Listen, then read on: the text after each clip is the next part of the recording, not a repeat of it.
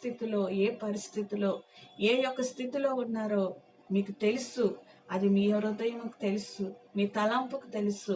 మీరు ఏం ఆలోచిస్తున్నారో, ఏ పరిస్థితిలో ఉన్నారో, ఏ యొక్క పరిస్థితిలో దిగజారిపోయారో, ద్వేషిస్తున్నావా, కలహముతో ఉన్నావా, మత్సరంతో ఉన్నావా, క్రోధములతో ఉన్నావా, విభేదాలు పుట్టిస్తున్నావా, కోపగించుకుంటున్నావా, భేదాలు పుట్టిస్తున్నావా, లేకపోతే అసూయ, మత్తు, అల్లరితో కూడిన ఆటపాటలు, ఇవన్నీ కూడా ఒకవేళ మీలో ఉన్నట్లయితే దయచేసి వాటన్నిటిని విడిచిపెట్టండి. ప్రియ దేవుని బిడ్డలారా, దేవుని జనాంగమా, ఇవన్నీ ఉన్నట్లయితే దేవుని రాజ్యంలో ఎట్టి పరిస్థితిలో కూడా మీకు ప్రవేశం ఉండదు. వీటిలో నేను చదివినవన్నిట్లో కూడా ఒక్కటున్నా కూడా దేవుని రాజ్యంలో మీకు ప్రవేశం ఉండదు.